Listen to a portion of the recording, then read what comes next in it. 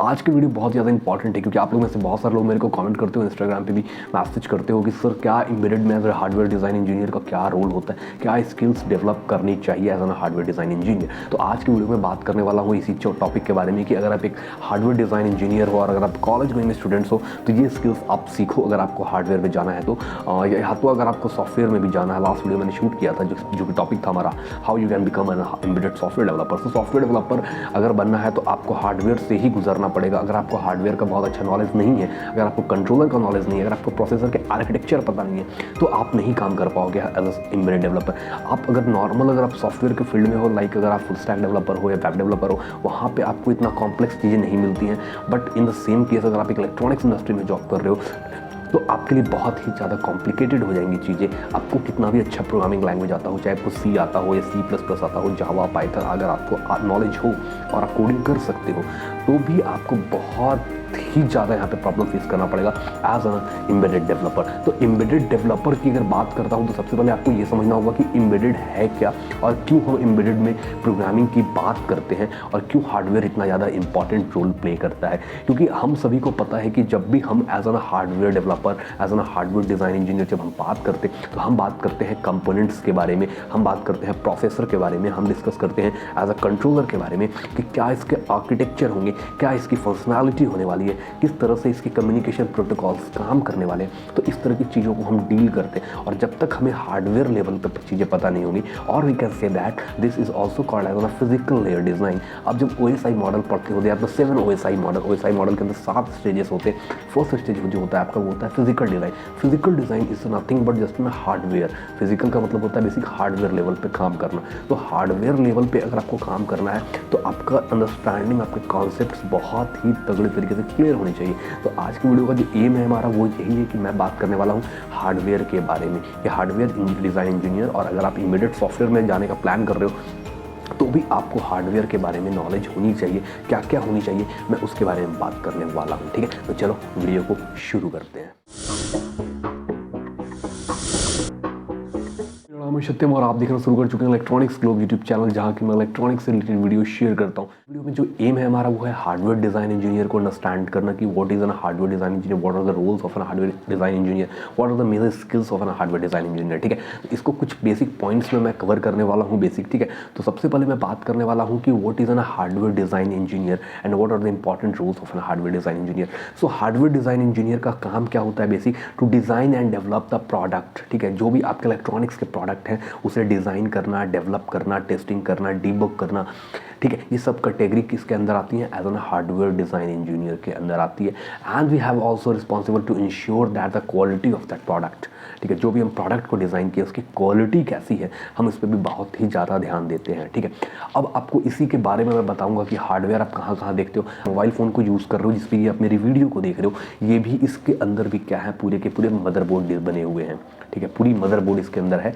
वो क्या है, बेसिक हार्डवेयर है। आप लैपटॉप यूज़ करते हो उसके अंदर हार्डवेयर है, पूरी मदरबोर्ड है। आप AC के रिमोट कंट्रोल्स को यूज़ करते हो उसके अंदर भी पूरी सर्किटरी लगी हुई है, वो भी क्या है, हार्डवेयर है। तो आप कहीं भी देखोगे अपने इन्वायरमेंट में, सराउंडिंग्स में, जो भी आपके पास डिवाइसेस हैं, बाकायदा आप एक स्मार्ट वॉच भी यूज़ करते हो उसके अंदर भी क्या है, पूरी हार्डवेयर है। तो आप समझ सकते हो, इसी चीज़ से आप अंदाज़ा लगा लो कि हार्डवेयर डिज़ाइन इंजीनियर की जॉब अपॉर्चुनिटी कितनी ज़्यादा है। समझ रहे हो बात को, तो कितनी ज़्यादा जॉब अपॉर्चुनिटी, क्योंकि इलेक्ट्रॉनिक्स का जो एरा है अगर मैं बात करता हूँ इंडिया में तो आने वाले टाइम में बाकायदा चल रहा है। बहुत सारी कंपनीज पे रिसर्च कर रही है। इनफैक्ट अगर बात करता हूँ तो जितनी भी टॉप IT कंपनी थी इंडिया में जो मास रिक्रूट करती थी ही टाइम में, आज भी वो कंपनी, चाहे मैं बात करता हूँ TCS के बारे में, चाहे बात करता हूँ विप्रो के बारे में, IBM तो पहले से ही थी इस फील्ड में, इलेक्ट्रॉनिक्स के फील्ड में। ठीक है, और उसी तरह से आपकी इन्फोसिस है, this all are the company going in the field of an electronics, क्योंकि सबको पता है कि इलेक्ट्रॉनिक्स रिवॉल्यूशन आना ही आना है। विदाउट इलेक्ट्रॉनिक्स मार्केट के हम कुछ भी नहीं कर सकते। ठीक है, तो अगर आप स्किल्स को पे अपने काम कर रहे हो, अपने हार्डवेयर डिज़ाइन पे काम कर रहे हो, डेफिनेटली बोलूँगा यू विल ग्रो अप। ठीक है, आप बहुत ही टॉप पे जाओगे अगर आप अभी से स्टार्ट कर रहे हो। बाकायदा मैं ये बोलूँगा कि अगर आप अभी इंजीनियर हो या कुछ भी हो, अगर आपके घर में कोई भी इंजीनियरिंग का स्टूडेंट है जो इलेक्ट्रॉनिक्स बैकग्राउंड से है, डेफिनेटली मैं बोलूँगा you will share this video to him. ठीक है, आप इस वीडियो को शेयर करो उन तक कि उन्हें भी आइडिया हो चीज़ों का।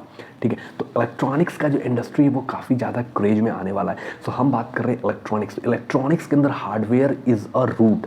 हार्डवेयर सबसे इंपॉर्टेंट पार्ट होता है। हार्डवेयर डिज़ाइन इंजीनियर इसीलिए इतना ज़्यादा इंपॉर्टेंट क्रूशियल रोल माना जाता है कि भाई अगर आप डिज़ाइन कर रहे हो किसी प्रोडक्ट को, और अगर मान लो आपने डिज़ाइन करके दे दिया, उसके बाद अगर कोई सॉफ्टवेयर का बंदा उस पर कोड लिख रहा है, आपके सर्किटरी में ही कोई इशू है, वो कितना भी दिमाग लगा लेगा कुछ नहीं कर पाएगा।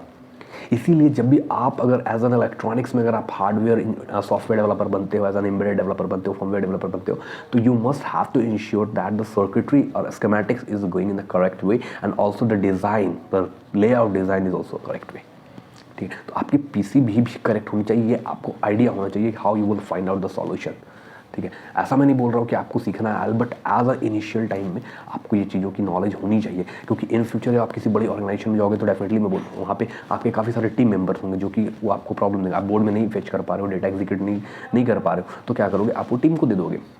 But as a beginner you must have to know how to troubleshoot this things. अब मैं सबसे इंपॉर्टेंट जो पार्ट है उस पर बात करता हूँ कि आपको क्या क्या चीज़ें सीखनी चाहिए अगर आप एक इलेक्ट्रॉनिक्स इंजीनियरिंग के स्टूडेंट्स हो तो, या तो अगर आप एक हार्डवेयर में इंटरेस्ट लेते हो कि मुझे हार्डवेयर के फील्ड में जॉब करना है, तो आपको सबसे पहले मैं कुछ पॉइंट्स फिर से बताऊंगा कि क्या क्या इंपॉर्टेंट होते हैं। The first thing is very important and that you must have to know about the concept of basic and fundamental of the electronics circuitry. आपको बहुत ही ज़्यादा बेसिक्स पता होना चाहिए कि आपका नेटवर्क एनालिसिस आपका सब्जेक्ट होगा, थर्ड फोर्थ सेम में होता है, कि उसे कैसे समझें। एक सर्किट के अक्रॉस, हर एक कंपोनेंट के अक्रॉस आपको करंट, वोल्टेज, पावर, ये सब चीज़ें कैलकुलेट करने आना चाहिए। आपको अगर रेजिस्टेंस है तो रेजिस्टेंस का एप्लीकेशंस पता होना चाहिए कि रेजिस्टेंस कब मेरा वोल्टेज डिवाइडर की तरह काम करेगा, रेजिस्टेंस कब मेरा करंट लिमिटर की तरह काम करेगा। तो ये सब चीज़ें आपको पता होनी चाहिए, ठीक है, तब आप जा कर के एक एप्लीकेशन पे काम कर सकते हो। क्योंकि एट द एंड एक इंजीनियर वही होता है जो किसी सक्सेसफुल प्रोजेक्ट को कंप्लीट करता है टू देयर ओन रिस्पॉन्सिबिलिटी। वो खुद से किसी प्रोजेक्ट को इनिशिएट करता है और कंप्लीट करके क्लाइंट तक देता है, तब वो एक इंजीनियर होता है सही मायने में।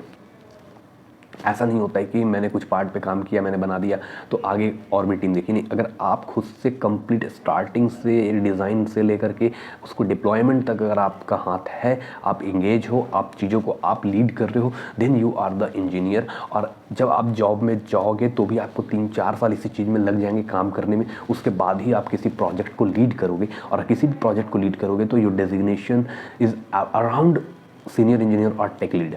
आप जब सीनियर इंजीनियर टेक लीड के पोस्ट पे होते हो तभी ये सब चीज़ें आप करते हो, तो आपके पास एक्सपीरियंस बहुत ही ज़्यादा मैटर करता है। ठीक है, तो आपके पास बेसिक फंडामेंटल ऑफ इलेक्ट्रॉनिक्स आपको बहुत ही तगड़े तरीके से पता होना चाहिए कि कैपेसिटर का यूज़ कैसे करते हैं, इंडक्टर का कैसे करते हैं, ट्रांसफार्मर, सेंसर्स, इस तरह की चीज़ें। एम्पलीफायर का सर्किटरी क्या होगा, एक ट्रांजिस्टर कब स्विच की तरह काम करेगा, कब एम्पलीफायर की तरह काम करता है। उसी तरह से अगर बात करता हूँ तो मॉसफेट कब आपका स्विच की तरह काम करेगा, एम्पलीफायर की तरह काम करेगा। उस सर्किटरी का फिर उस कंपोनेंट्स का आप डेटा सेट देखो, रेफरेंस सर्किट देखो कि एक मॉसफेट को आप किसी चीज़ का स्कीमेटिक्स डाउनलोड करो, यूट्यूब पे, गूगल पे बहुत सारे स्कीमेटिक आपको मिल जाएंगी। उस स्कीमेटिक्स को देख करके समझने की कोशिश करो कि यहाँ पे अगर कोई रेजिस्टेंस लगाया है, कोई डीकपलिंग कैपेसिटर लगा है, बाईपास कैपेसिटर लगा है, इसका क्या मतलब होता है, क्या मीनिंग होता है। कहीं पे एमओवी लगा है, उसका क्या मतलब है, कहीं पे पोटेंशियोमीटर लगा हुआ है, वहाँ पे वो क्या काम कर रहा है। ठीक है, तो आप स्कीमेटिक्स के थ्रू जाओ, पहले बेसिक समझो, उसके बाद स्कीमेटिक उठाओ और उसी के अंदर आप एप्लीकेशंस को समझते हुए चलो। तो first thing is very important that you must have to know about the fundamental of electronics circuitry और इलेक्ट्रॉनिक्स कंपोनेंट। ठीक है, इसके बाद सेकंड आप आओ, थोड़ा सा अब अंडरस्टैंडिंग बनाओ, अपना जो सब्जेक्ट्स को है थोड़ा और एडवांस लेके जाओ, and that is the analog circuit. Why am talking about the analog circuit, तो एनालॉग सर्किट जब आप स्टडी करोगे तो आप वहाँ पे मॉसफेट में, आपको बीटेक लेवल पे बात कर रहा हूँ भाई, ठीक है, और नहीं तो सभी इलेक्ट्रॉनिक्स के अंदर ही आता है। तो फर्स्ट आपको नेटवर्क एनालिसिस पे अच्छे कमांड करो, उसके बाद उसके एप्लीकेशंस पे काम करो कि रजिस्टर, कैपेसिटर, इंडक्टर, सब कैसे काम करता है, किसका क्या क्या टर्मिनोलॉजी होता है। जैसे कैपेसिटर, तो कहीं पे कैपेसिटर आपको डी कैप मिलेगा, कहीं डीकपलिंग कैपेसिटर मिलेगा, कहीं कपलिंग कैपेसिटर मिलेगा, कहीं पे बाईपास कैपेसिटर मिलेगा। ठीक है, तो this are the different applications. ठीक है, एनालॉग सर्किट जब आप पढ़ोगे तो आप डायोड के बारे में समझोगे, मॉसफेट के बारे में समझोगे, बीजीटी पढ़ोगे, बाई मॉस पढ़ोगे, बाई सी मॉस पढ़ोगे, उसके बाद फिर आप ऑपरेशनल एम्पलीफायर्स पढ़ोगे, डिफरेंशियल एम्पलीफायर पढ़ोगे। इस तरह के टॉपिक्स को आप डील करोगे, तब जाकर के आपको एक एप्लीकेशन क्लियर होगा। मुझे अगर बोलूँ कि करंट मेजर करना है, एक एम्पलीफायर बना दो, तो अगर करंट आ रहा है माइक्रो एम्पियर में, नैनो एम्पियर में, कैसे मैं उसको एम्पलीफाई कराऊंगा कि मेरे को वो एम्पियर में शो हो या मिली एम्पियर, मतलब इतना हो कि मैं उसको विजुअलाइज कर सकता हूँ। ठीक है। तो this are the second points कि आपको एनालॉग सर्किट पे अच्छा कमांड करना है। इसके बाद थर्ड इंपॉर्टेंट सब्जेक्ट होता है, that is about the micro controller and micro processor. आप लोगों में से बहुत सारे लोग होंगे बीटेक करने के बाद भी उन्हें माइक्रो कंट्रोलर और माइक्रो प्रोसेसर का बेसिक डिफरेंस पता नहीं होता है। ऑनेस्टली मैं बता रहा हूँ, मैं बहुत लोगों को जानता हूँ, बहुत लोगों को मिलता हूँ, और बहुत सारे ऐसे स्टूडेंट्स हैं, ठीक है, जिन्हें मैं पर्सनली जान रहा हूँ, बीटेक करने के बाद भी उन्हें माइक्रो प्रोसेसर और माइक्रो कंट्रोलर का बेसिक डिफरेंस पता नहीं होता है। तो ये बहुत ही ज़्यादा डिसअपॉइंटेड है। अगर आप एक इलेक्ट्रॉनिक्स स्टूडेंट हो, you must have to know about the microprocessor, microcontroller. आप कोई भी एक माइक्रो कंट्रोलर उठाओ, आपके सिलेबस में होता है 8085 है, या माइक्रो प्रोसेसर 8085 है, 8086 है। कंट्रोलर की बात करता हूँ तो 8051 माइक्रो कंट्रोलर यूज़ होता है।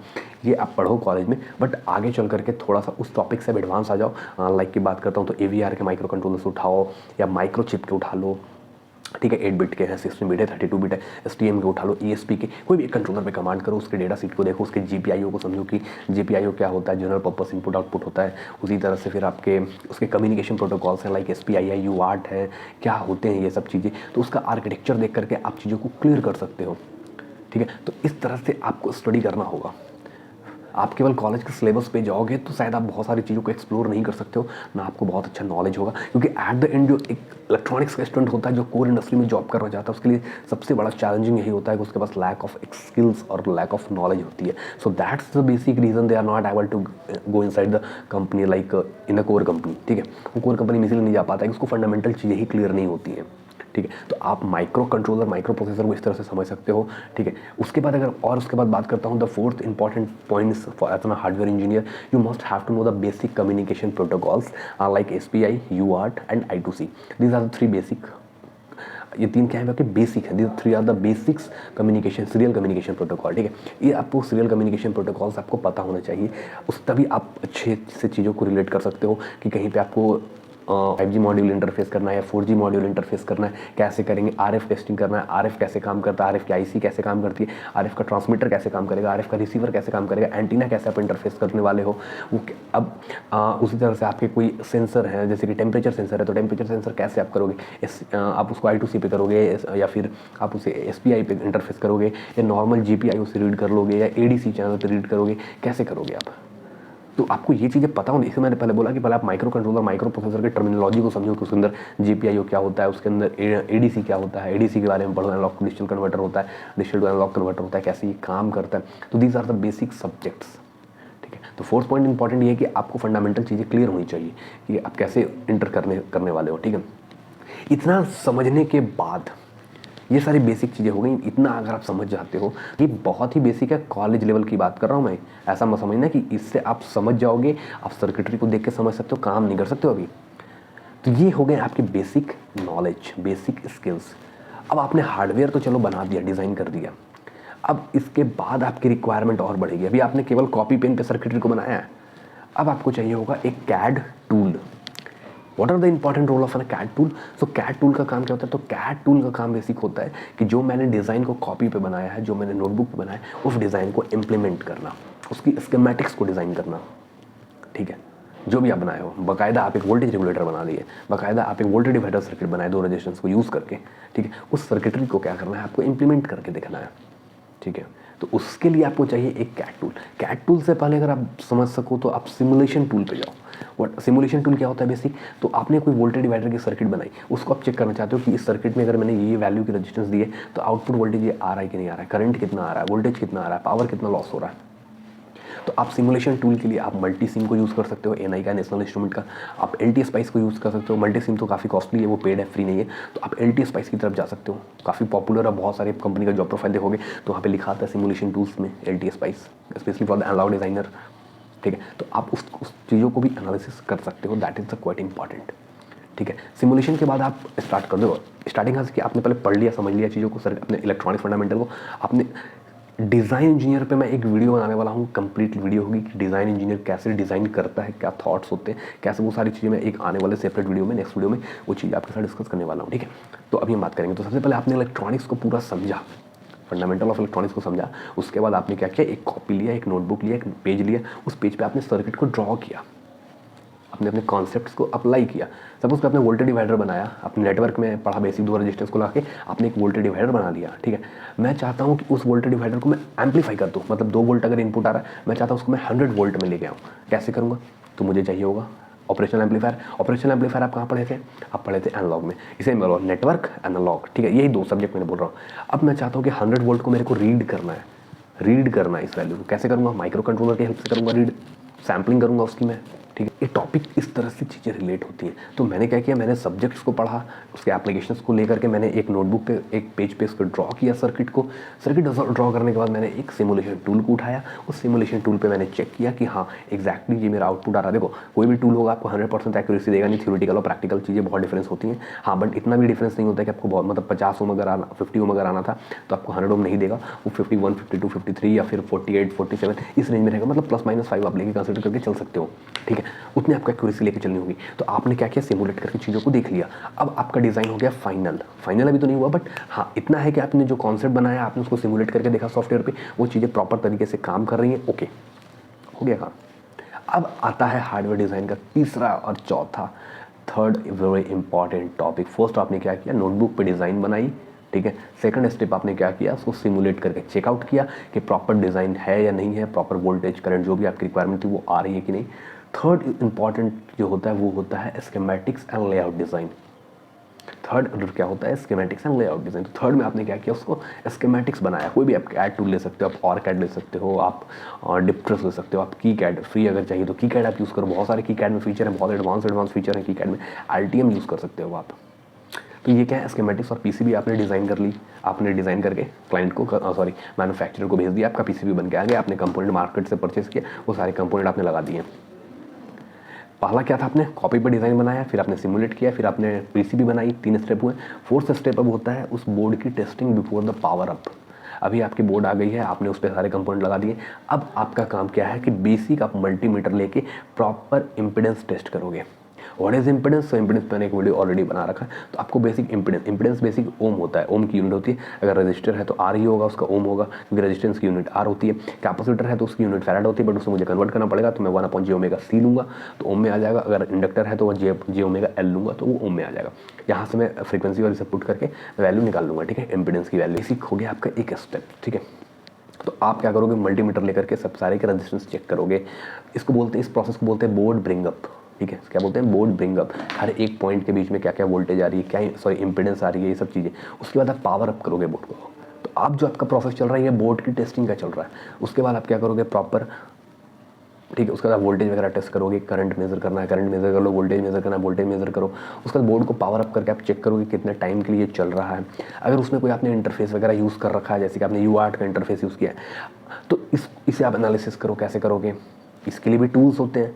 तो फिफ्थ पॉइंट जो है वो बहुत ज़्यादा इंपॉर्टेंट है, and the fifth point is very important, that is you must have to know about the basic instruments, ठीक है। बेसिक मेजरिंग इंस्ट्रूमेंट्स के बारे में आपको आइडिया होना चाहिए। लाइक कि आप DSO को यूज़ करना सीखो, कि डिजिटल ऑसिलोस्कोप कैसे यूज़ करते हैं, क्या क्या पैरामीटर्स होते हैं, सिंगल चैनल, डबल चैनल होते हैं, 4 चैनल भी आते हैं, ठीक है। बट मिनिमम आप 2 चैनल को सीख करके चलो कि 2 चैनल पे हम कैसे काम करेंगे। मान लो आपको UART को डिबग करना है। UART में क्या होता है, बेसिक पल्स जाते हैं, 0 1 के पल्सेस जाते हैं। तो उस पल्स को आप कैसे चेक करोगे, DSO की हेल्प से आप करोगे। एक RX पे लगाओ, एक TX पे लगाओ और देखो कि RF-TX से कम्युनिकेशन हो रहा है कि नहीं, प्रॉपर स्क्वायर वेव बन रहा है कि नहीं, क्या नॉइज़ अगर आ रही है तो उस नॉइज़ को आप कैसे कम करोगे। तो वो सारी चीज़ आप एनालिसिस कर सकते हो। वो सारी चीज़ आप सिमुलेशन में ही एनालिसिस कर सकते हो, DSO को इंटरफेस करके। आपको वर्चुअल वहाँ पे DSO मिल जाएंगे, वहाँ पे आप चीज़ों को चेक कर सकते हो। तो ये बेसिक्स हैं as an hardware design engineer. अगर आप एक बिगिनर हो तो इतना चीज़ें आपको आना चाहिए। अगर सारी समरी को कंक्लूड करूँ तो एक लाइन की अगर बात बोलूँगा तो as an hardware design engineer और एज एन एम्बेडेड डेवलपर अगर आप हो तो आपको हार्डवेयर में ये चीज़ें आनी चाहिए। और वो चीज़ें क्या हैं, तो सबसे पहले आपको फोकस जो करना होगा वो करना होगा आपके बेसिक नेटवर्किंग पे। जो नेटवर्क के आपके सब्जेक्ट्स होते हैं, नेटवर्क एनालिसिस, जिससे कि आप सर्किट को सीखोगे, समझोगे, resistance, capacitor, inductor, basic standard circuits को उठाओगे, ठीक है। उसके बाद आप आ जाओगे एनालॉग सर्किट को पढ़ोगे, फिर माइक्रो प्रोसेसर, माइक्रो कंट्रोलर को पढ़ोगे, फिर कुछ आप इंटरफेसेस पढ़ोगे। तो ये सारी की सारी आ गई फंडामेंटल ऑफ इलेक्ट्रॉनिक्स में। फर्स्ट पॉइंट ये हो गया। सेकंड पॉइंट जो था वो वेरी इंपॉर्टेंट है, वो है क्या कि आपको उस सर्किट के कुछ एप्लीकेशंस पे काम करने होंगे। लाइक क्या, अगर आपको टेम्परेचर मेजर करना है, कुछ करना है, आप एक नोटबुक पे बनाओ, सर्किट बनाओ, कैलकुलेशन करो, सारी चीज़ें मैनुअल करो, वोल्टेज निकालो, पावर निकालो, सारा मैनुअल कैलकुलेशन करो। थर्ड पॉइंट्स में आप आ जाओ अपने कैट सिमुलेशन टूल पे जाके, आप LTS स्पाइस यूज़ कर सकते हो या मल्टीसिम यूज़ कर सकते हो।